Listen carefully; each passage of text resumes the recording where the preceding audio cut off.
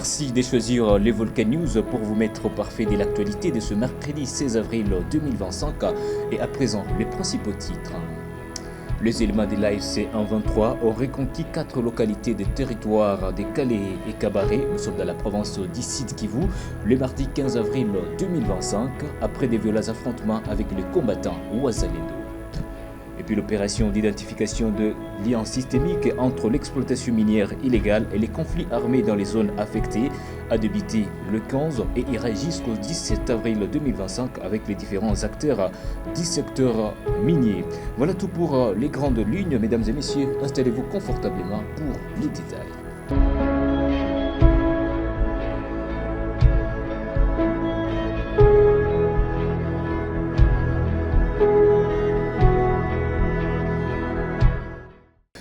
Ouvrons les balles avec cette nouvelle. Les combattants de l'AFC 23 ont délogé différents groupes de Wazalendo dans au moins 5 villages du territoire de Calais et du territoire de Cabaret après plus de 2 jours de combats, soit du 14 au 16 avril 2025. Détail. Les hostilités marquées par l'utilisation d'armes lourdes, obus, mortiers et légères, selon des témoignages locaux, ont duré toute la journée du 14 avril.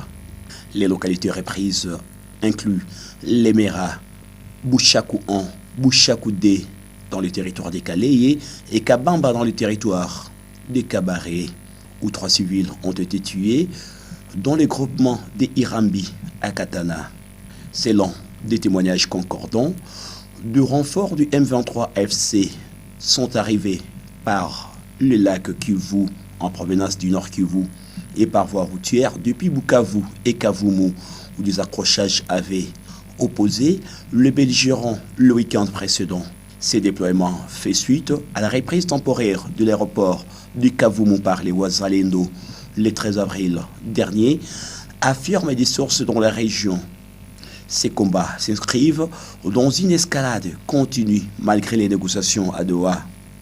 Le M23 qui contrôle déjà une partie du Nord Kivu et Bukavu depuis des mois poursuit son avancée vers les zones stratégiques du sud Kivu. Exacerbant les risques humanitaires, déplore des organisations locales. Des assises ont été initiées par les comités de crise pour la paix et la sécurité en République démocratique du Congo pour dire stop au pillage des ressources naturelles au pays. Suivez. Ces assises, initiées par les comités de crise pour la paix et la sécurité en RDC, une dynamique portée par les leaders de la société civile, s'y tiennent aux côtés des institutions du pays pour dire stop au pillage des ressources naturelles du pays et aux atrocités commises sur les populations par les ennemis de la RDC. C'est dans cette optique que du 15 au 17 avril courant, les acteurs du secteur minier vont identifier les liens systémiques entre l'exploitation minière illégale et les conflits armés dans les zones affectées. Le ministre de Mines, Kizito Pakabomba, dans son adresse, a relevé que l'heure n'est pas à l'ignorance de la réalité actuelle alarmante en RDC, car dans plusieurs coins du pays, l'exploitation de minerais alimente la violence plutôt que les développements. Les conflits armés, les trafics transfrontaliers, l'exploitation illégale de nos ressources affaiblissent notre souveraineté, déchirent le tissu social et volent à nos enfants leur avenir. Face à cela, conformément à la vision éclairée de son Excellence, Monsieur le Président de la République, chef de l'État et commandant suprême des forces armées, Félix-Antoine Tshisekedi Tshilombo, et sous le leadership affirmé de son Excellence, Madame la Première ministre Judith Suminwa Tuluka, le gouvernement a lancé un vaste chantier de réforme pour assainir le secteur. Des avancées notables ont été réalisées en matière de transparence, de traçabilité, de gouvernance et de responsabilisation des acteurs. La chef du gouvernement a, quant à elle, idée mogiste à l'endroit des membres du comité de crise pour la paix et la sécurité en RDC. Elle a salué cette belle initiative qui se conforme à la volonté du président de la République, Félix-Antoine Tshisekedi, qui veut que la gouvernance minière ne soit plus une affaire exclusive des technocrates ou des experts dans des cabinets. Elle doit redevenir un objet de débat citoyen, une priorité sociale, une urgence politique. Je me réjouis que ce dialogue soit piloté par la société civile, car vous êtes au plus près des communautés. Vous êtes les témoins directs des violations, des abus, mais aussi des espoirs enfouis dans nos villages, nos sites miniers artisanaux, nos villes frontalières et nos quartiers populaires. Je vous encourage, chers acteurs de la société civile, à jouer pleinement votre rôle en vigile, de force de proposition, mais aussi de catalyseur de solidarité nationale. Votre engagement aux côtés du gouvernement n'est pas une faveur, c'est une responsabilité historique. La première ministre de la RDC, Judith Suminwa, a ainsi promis que les conclusions issues de ces dialogues seront analysées avec la plus grande attention au niveau du gouvernement. Le tout premier bourgmestre de la commune de Kambové, Henri Kakongwe, a été officiellement installé lundi 14 avril 2025 dans la province d'Iho-Katanga. Lui et son adjoint ont pris leurs fonctions, marquant ainsi une nouvelle étape dans les processus de décentralisation de la République démocratique du Congo. Reportage.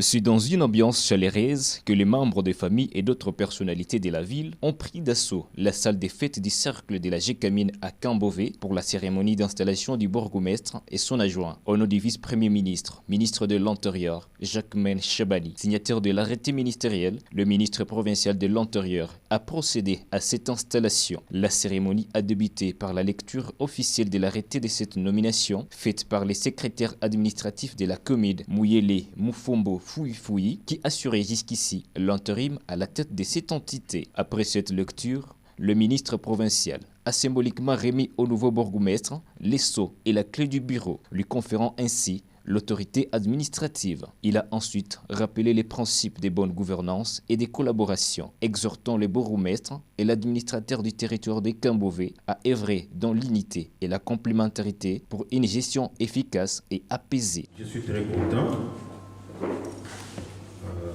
Comme la cérémonie vient de se passer sans problème, moi je voulais juste placer un mot par rapport à l'installation de bourgmestre. C'est juste un conseil entre le bourgmestre et l'AT. Monsieur l'AT, vous avez vu vos collaborateurs. Ils sont là. Ils ne sont pas venus pour vous étouffer. Et vous, les bourgmestres, vous n'êtes pas là pour combattre la paix. Dans son allocution, le nouveau bourgmestre a salué la vision du chef de l'État, Félix Antoine Tshisekedi Tshilombo, ainsi que la confiance placée en lui par les autorités nationales. Il a lancé un appel à la population et aux partenaires locaux à s'impliquer dans la construction d'une commune forte, solidaire et bien gouvernée. Qu'il me soit permis, ce jour historique de notre installation, en qualité de tout premier bourgmestre de la commune de Kambové, de vous remercier pour votre présence à cette cérémonie. Malgré vos multiples occupations, vous avez accepté d'être parmi nous. Aux membres du Conseil de sécurité et plus particulièrement l'administrateur du territoire ici présent, je vous exhorte à nous accompagner et de travailler en étroite collaboration pour que nous puissions mener à bien la gestion de la commune.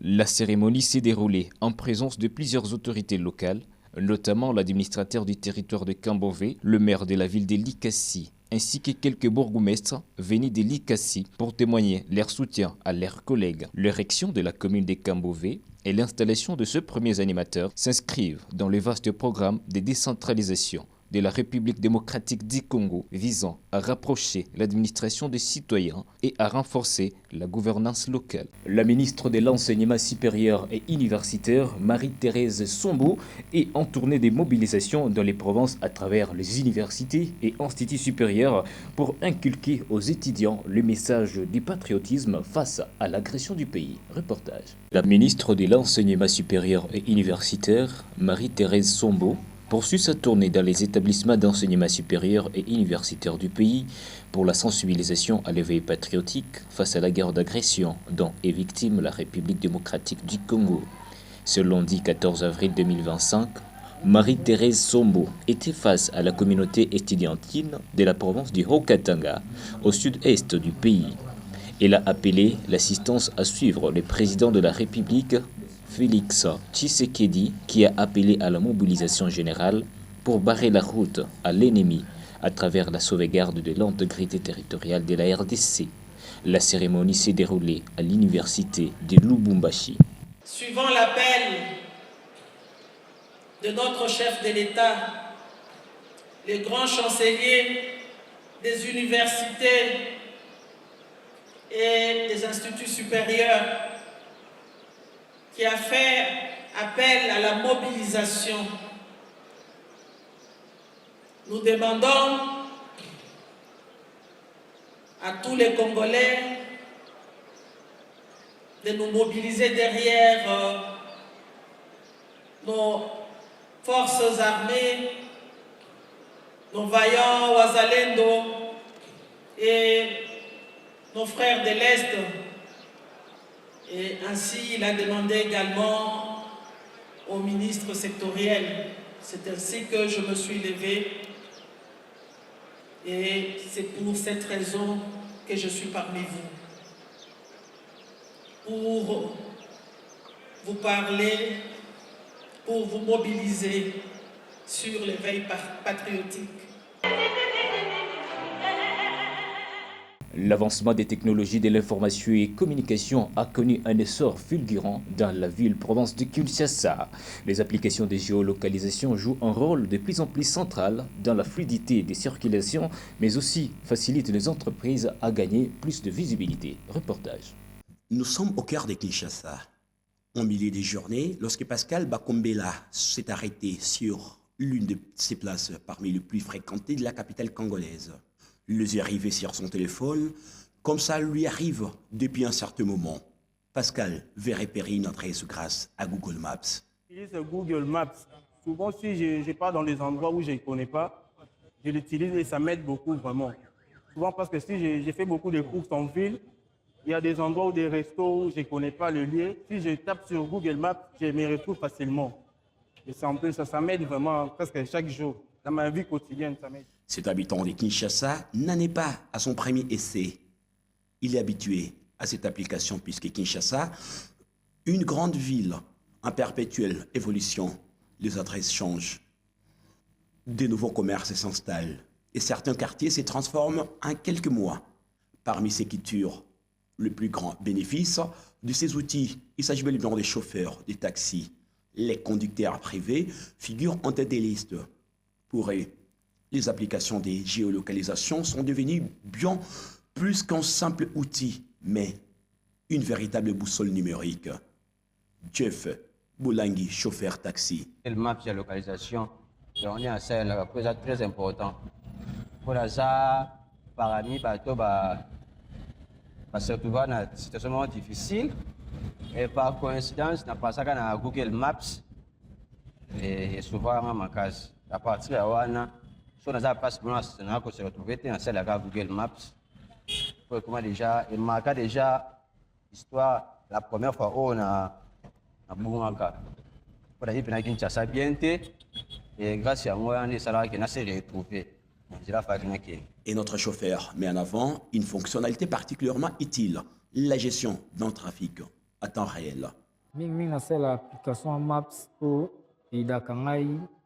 Abandon na okende na commune sous na promis sur le terrain avenue tom suna habité mais à partir maps et ko indiquer ngate avenue yango avenue telangoyo en plus d'Arabie sopé na la qui tom sous masina na ro et l'élection de que qui embouteillage ils allaient au monde et ban rouge so moni petit vert c'est que embouteillage exacté et d'Arabie sopé parce qu'on bouge bien.